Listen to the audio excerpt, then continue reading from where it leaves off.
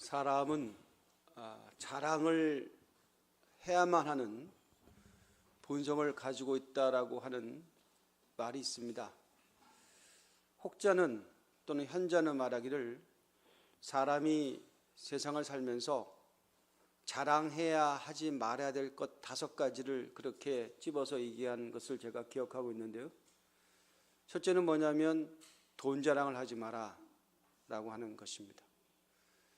주변 사람들한테 제일 안 좋은 이미지가 돈 자랑하는 사람, 별로 줄 것도 아니면서 자꾸 돈 자랑하는 사람이 있잖아요. 별로 기분이 좋지는 않죠. 그리고 가까이 있으면 또 피곤하잖아요. 두 번째는 뭐냐면 자식 자랑입니다. 자식 자랑하지 말아야 돼요.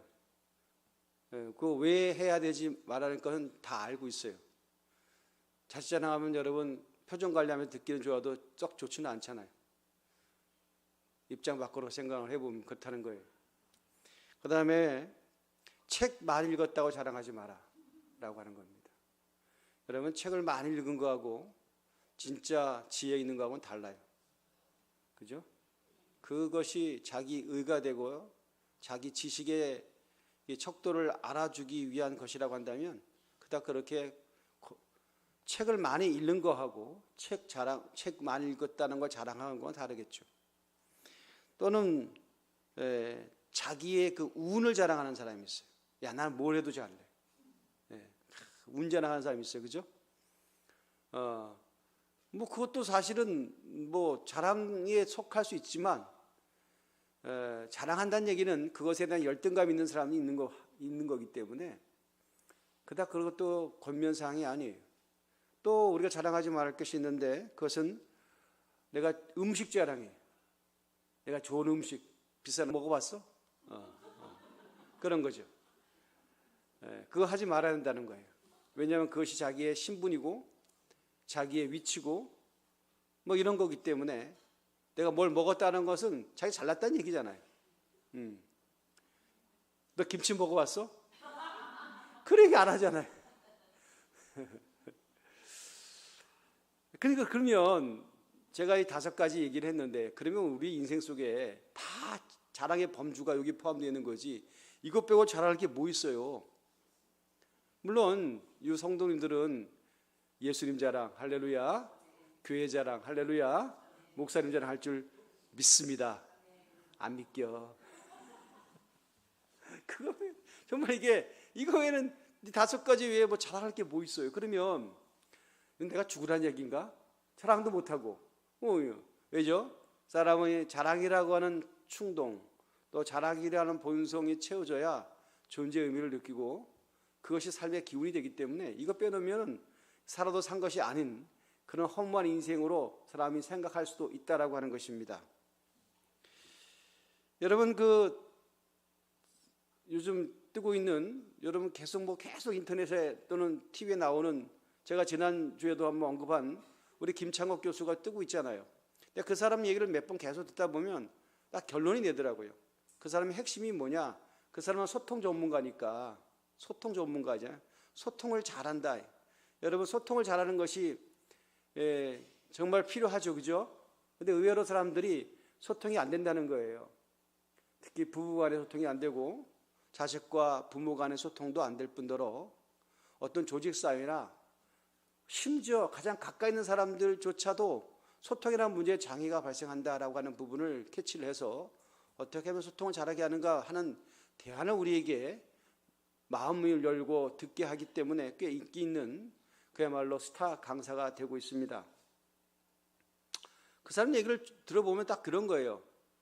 사람이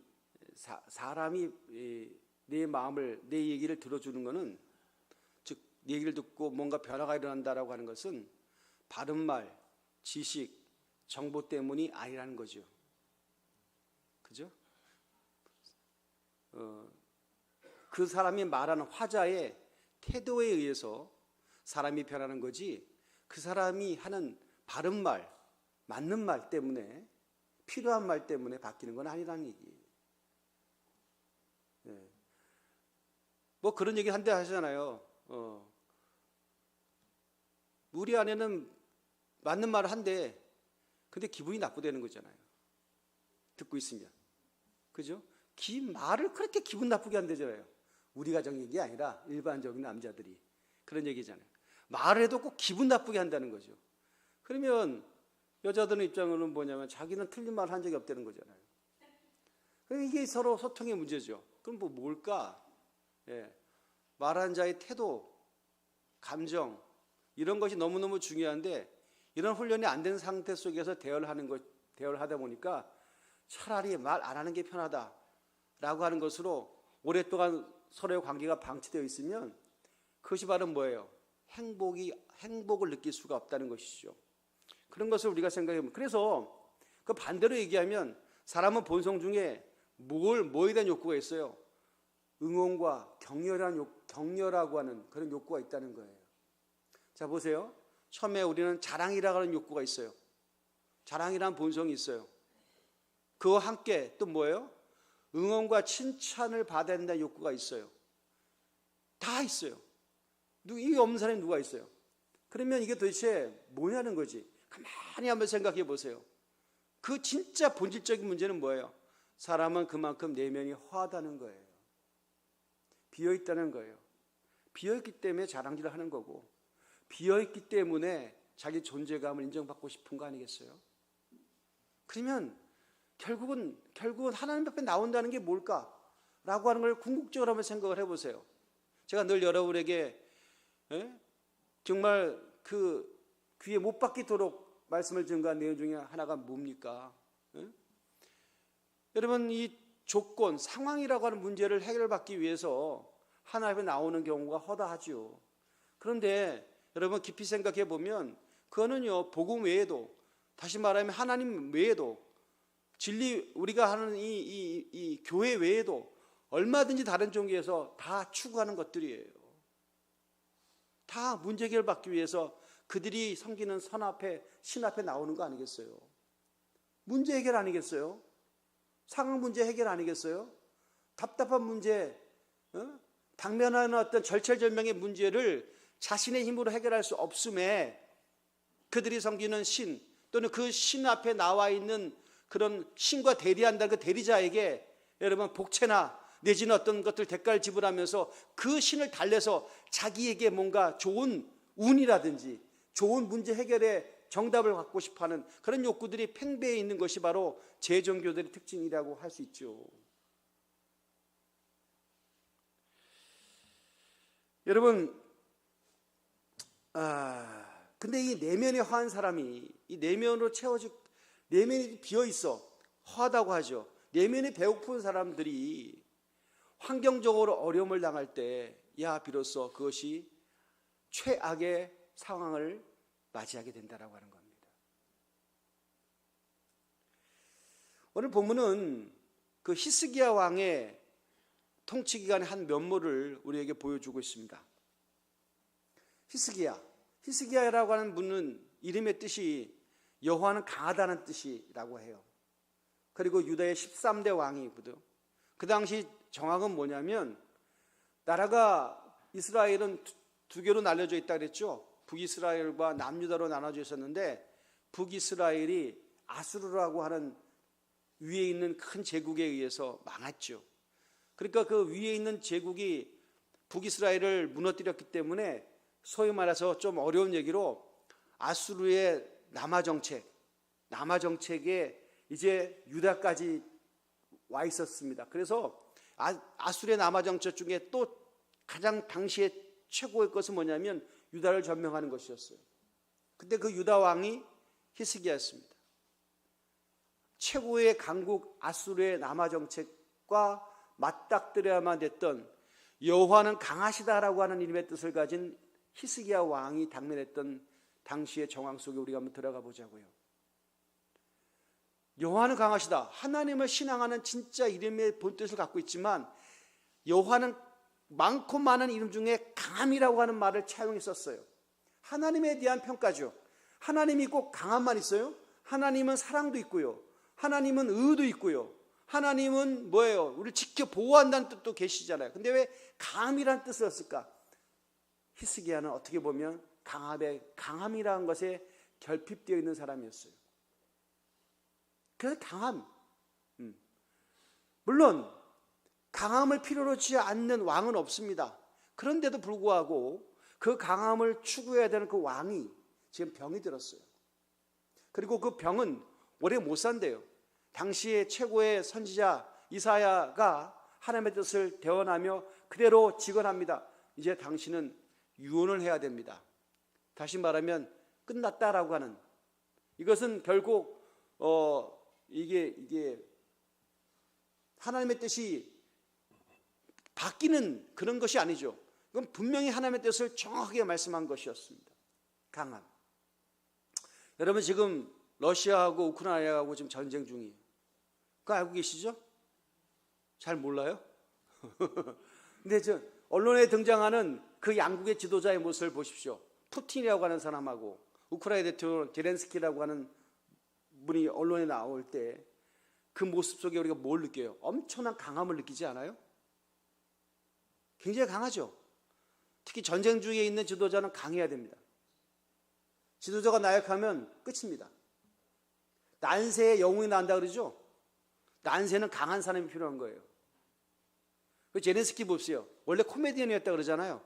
너무 웃기는 사람인데 목소리 보세요. 얼마나 허스키하고 저음이고 그 목소리의 강함, 의도적인지 모르지만 강합니다. 굉장히 강합니다.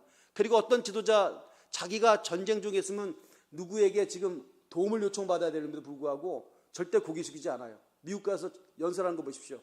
거의 군복고통 입고 가가지고 목소리 딱 깔면서 당당하게 얘기하잖아요. 그죠? 푸틴은 더 말 나위 없죠. 거의 깡패 수준이지 뭐. 자, 그런 사람들이 난세를 끌어가는 지도자예요. 히스기야. 여러분 지금 국난이에요. 최고의 강국 아수르가 지금 예루살렘을 함락시키고 이러고 지금 왔어요. 몇 번이나 시도했어요. 야, 이번에는 도저히 막아낼 자신이 없을 수도 있을 만큼의 정말 절체절명의 위기 가운데 있는 히스기야라고 한다면 당연히 상황적으로 요구하는 것이 바로 뭐예요? 강함인 거예요. 강해야 돼요. 맞죠? 난세의 지도자는 강해야 됩니다. 난세의 지도자가 뭐 맨날 음악 듣고 난세의 지도가 맨날 뭐 춤추고 안 돼요. 네. 난세는 강해야 돼요. 자, 근데 이사가 병이 들었다는 겁니다. 자, 이 병이 들었던 히스기야는 물론 신앙의 사람이었죠. 이스라엘의 3대 가장 위대한 지도자 중에 한 사람이었기 때문에 특히 선한 왕의 부류 속에 들어가는 그런 어떻게 보면 당시에 이스라엘의 20명의 왕들 중에 가장 탁월한 사람 3에 들어가는 사람이었기 때문에 대단한 영적으로 깨어있는 사람임에 틀림이 없습니다. 그분이 했던 것은 바로 뭐냐면 여호와의 전으로 갔다. 성경 말씀 보면 그가 했던 것은 뭐냐면 히스기야가 얼굴을 벽으로 향하 2절에 보면 여호와께 기도했다. 여호와께 기도. 그리고 3절의 말씀 보시면 이르되 여호와여 구하오니 내가 주 앞에 진실함과 전심으로 행하여 주의 목전에서 선하게 행한 것을 기억하옵소서 하고 히스기야가 심히 뭐 했다고요? 통곡했다. 왕이 지금 우는 겁니다. 왕은 울어서는 안 돼요. 강한 자기 때문에 그렇습니다. 눈물을 요청해도 보이면 안 되는 겁니다. 우는 순간 다 지도리고 뭐가 깨지는 거예요. 왕이 우는데 뭐 백성들은 더 말라요. 신하들은 뭐 완전히 그럴수록 정신 차리고 중심을 잡고 근엄과 리더십을 가지고 그 존재감을 나타내 보여야 여러분 그 어려운 가운데 승리할 수 있는 거 아니겠습니까? 근데 왕이 지금 울어요. 그런데 이 운다라고 하는 의미는 여러 가지가 있겠죠. 자, 첫 번째, 여러분 운다라고 하는 것은 힘 있는 자가 우는 거 아닙니다. 네? 힘 없는 자가 우는 거지. 힘 있는데 왜 울어요? 이런 말도 있잖아요. 저도 뭐 들은 얘기인데 한번 우리 인생사 가운데 우리 소통 가운데 제일 안 되는 게 바로 뭐예요? 저놈이 잘못했다고 얘기를 하면 다 끝나는데 덩체 빳빳하게 구는 거야. 뻔해 저놈이. 여러분, 한쪽이 100개 들고 들어와야 문제 해결될 거 아닙니까? 집 나간 탕자가 나 잘못한 거 없어. 오죽했어 내가 집을 떠났겠어. 그러면서 끝까지 굶어 죽을 줄 난 안 돌아가. 그러면 그 관계는 안 되는 거예요. 근데 성경은 뭐예요? 힘들고 어려우니까 100개 들고 들어오잖아요. 그죠? 그때부터 뭐예요? 문제 해결되는 거죠. 원래 위치로 회복되는 거 아니겠어요? 인생사도 마찬가지예요. 잘못한 놈이 사과하는 거예요. 부부관계 속에서도 잘못한 사람이 사과하는 거예요. 할렐루야. 어려운 얘기입니다. 누가 잘못했는지 모르지만. 여러분, 관계 속에서 잘못한 사람이 사과하는 거 맞잖아요. 근데 동서고금망론하고 제가 관찰해 본 결과 잘못한 사람이 사과하는 경우는 없어요. 안 돼요.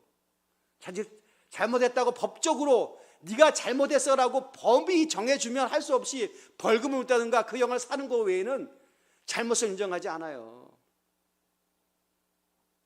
그런데 여러분, 사과하면 다 끝나잖아요. 미안하다 그러면 다 끝나는 거잖아요. 그죠? 근데 그거 안 되죠. 여러분의 가정과 가문에서 그렇지 안 되잖아요.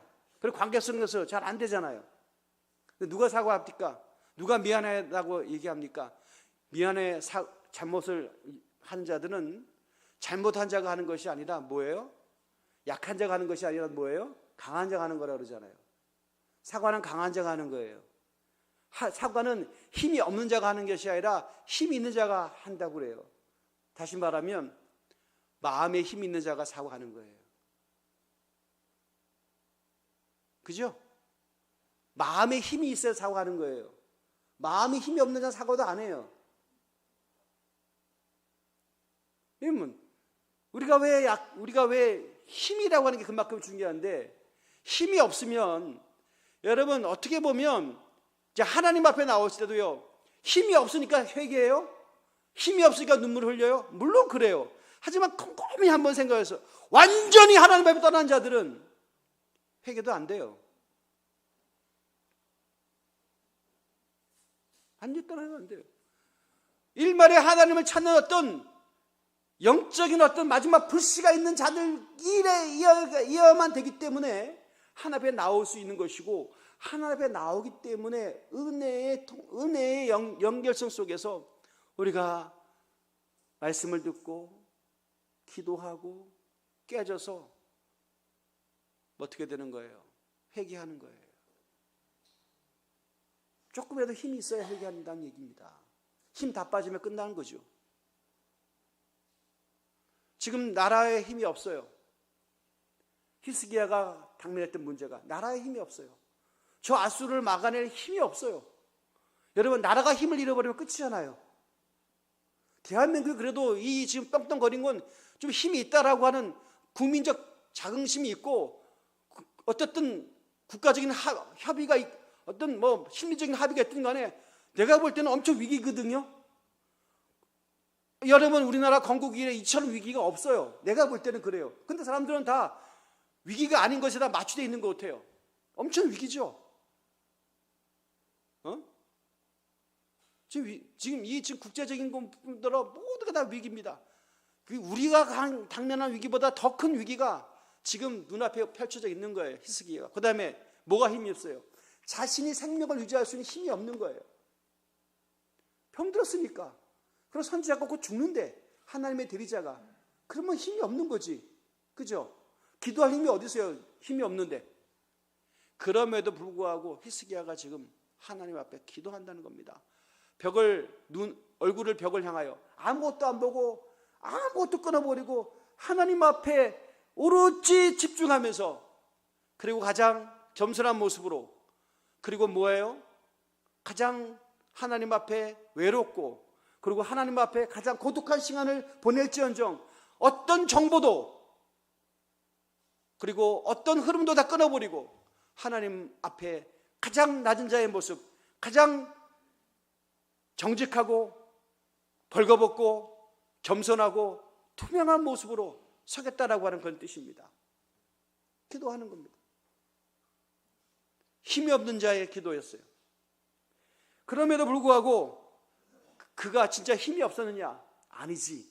하나님의 음성을 들을 수 있는, 하나님과 소통할 수 있는 그 무엇인가 보이지 않는 힘이 있었다는 것입니다.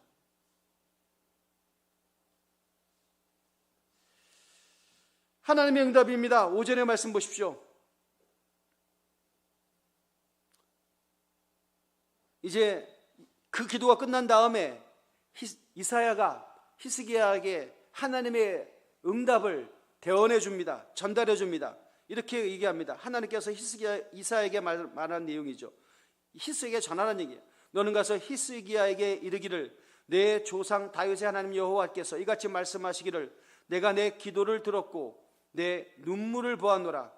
내가 내 수안에서 15년을 더하고 너와 이 성을 아수르 왕의 손에서 건져내겠고 내가 또 이 성을 보호하리라.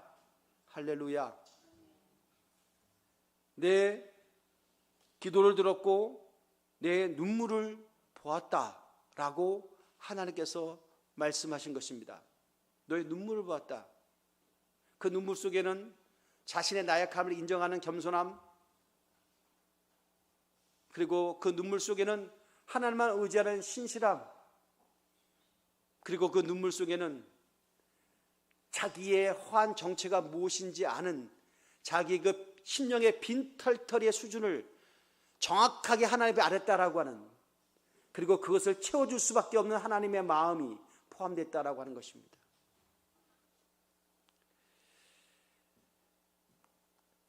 여러분, 강한 자가 눈물 흘린다는 것이 어렵다는 것을 제가 서두에 말씀드렸습니다. 남자가 나이가 들면 눈물이 많아진다고 눈물이 생기죠. 그죠? 원래부터 눈물 많았던 사람도 있지만 원래 강했던 사람들이 별거 아닌 것 같고 줄줄줄 눈물 흘리는 것은 많이 목격하는 그런 장면입니다.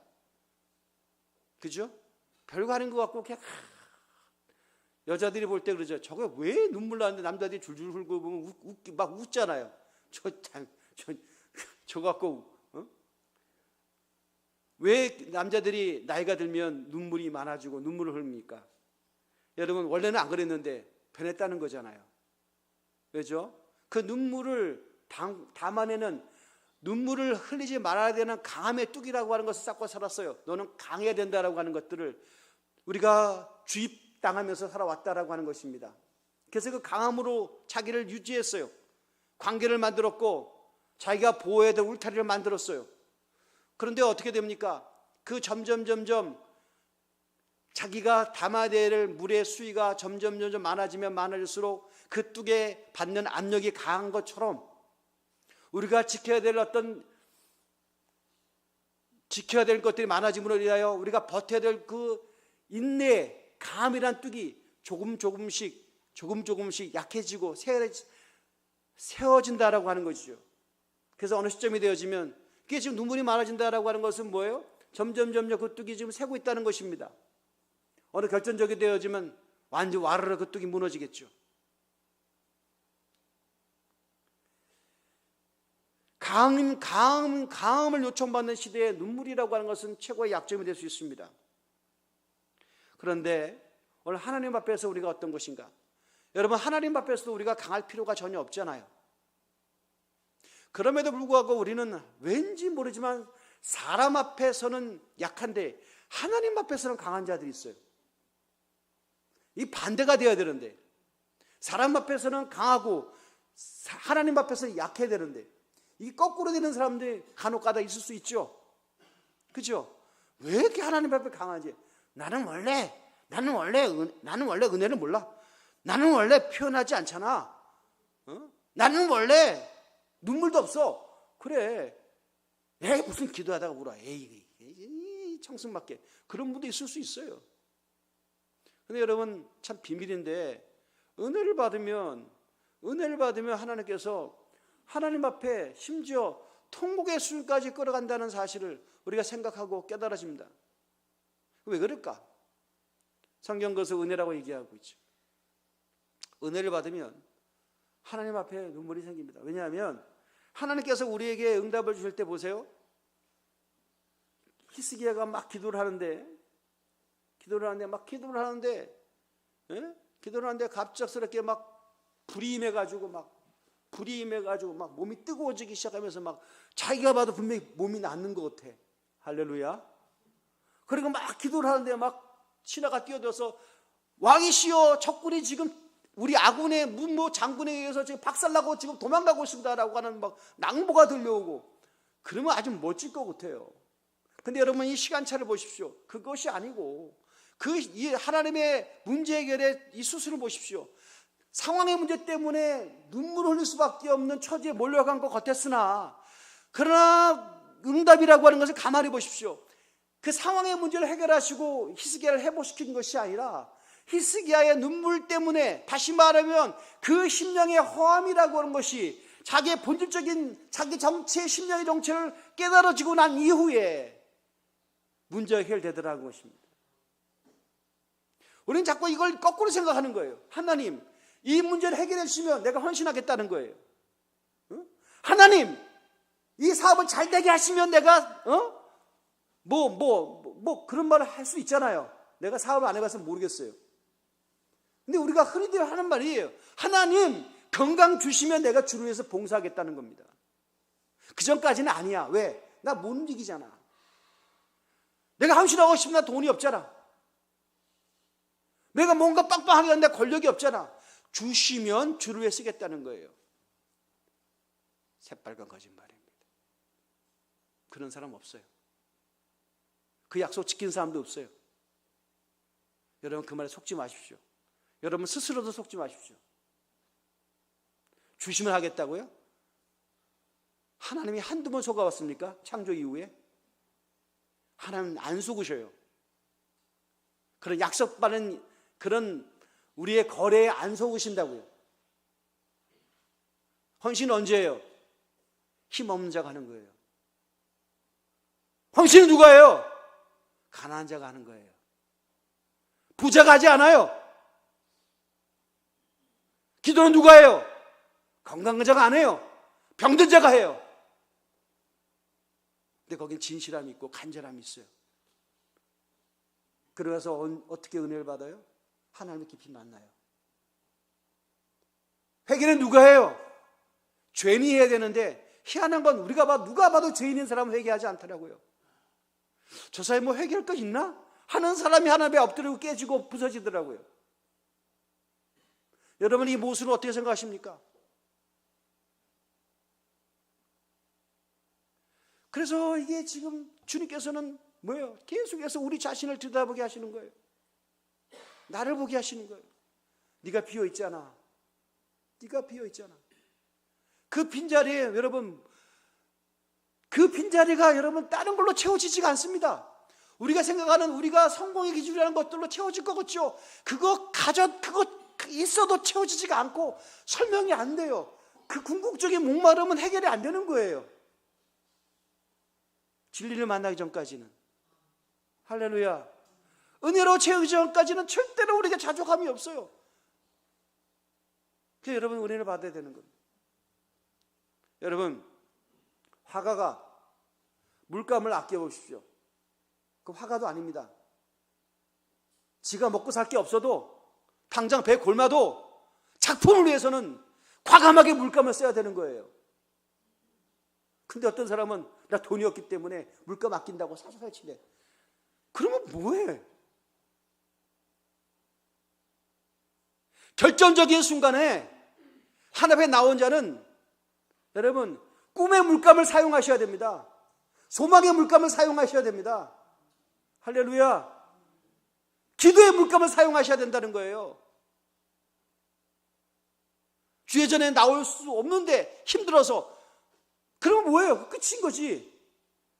하나님께서 이번에 2주 동안에 우리 교회를 하여금 특별한 시간을 모여서 기도하라고 하는, 어떻게 보면 기도할 수밖에 없는 상황이 우리 가운데 히스기야 당면했던 시대의 문제만큼 우리에게 벌어졌어요. 나는 그렇게 보여요. 할렐루야. 우리가 할 수 있는 것이 뭐 있겠어요?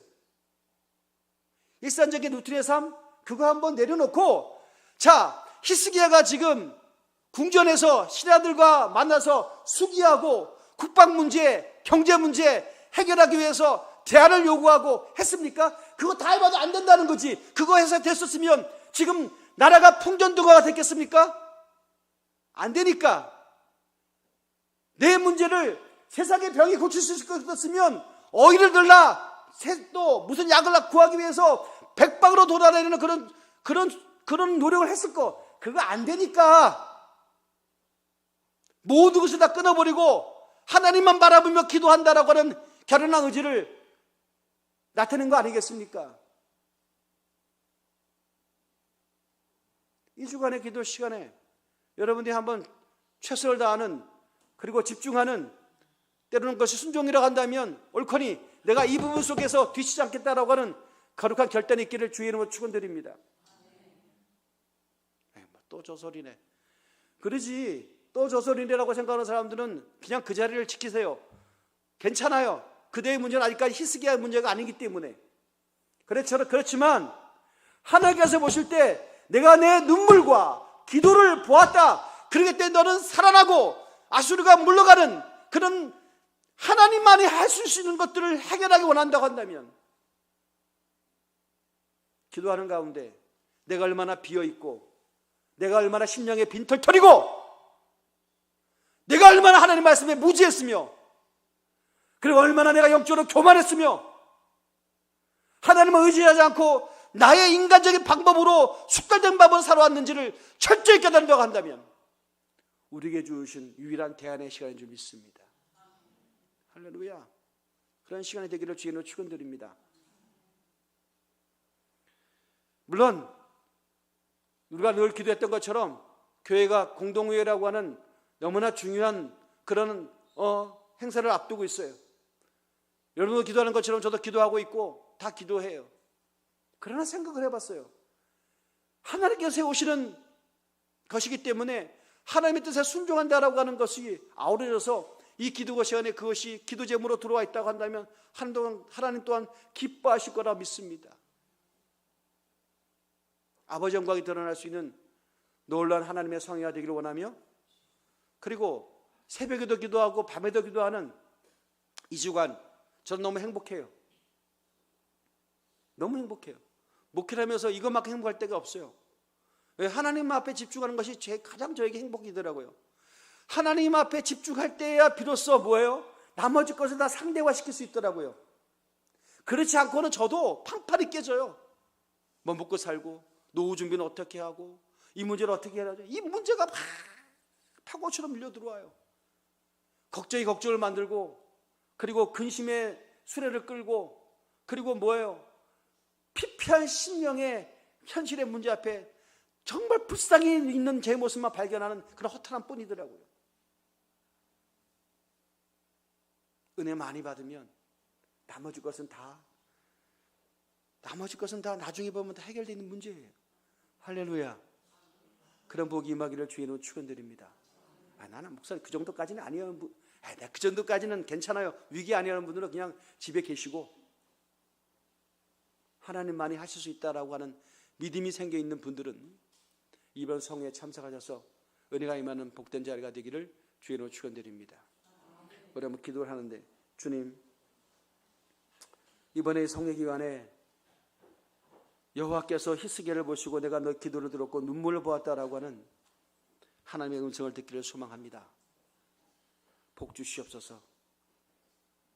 은혜를 많이 받는, 그리고 내가 부인되어지고 주님이 높아지는 거룩한 변화가 일어나기를 원하고, 문제 앞에 내가 너무나 심히 노출되어지고, 그리고 주의 짐 앞에 포로되어 살았던 수많은 허황된 시간들이 다 청산되게 하시고, 하나님만의 절대 주권이 높아지는 아버지의 복이 임하는 자리가 되게 해달라고 이 시간 간절히 기도하도록 하겠습니다. 기도를 드립니다.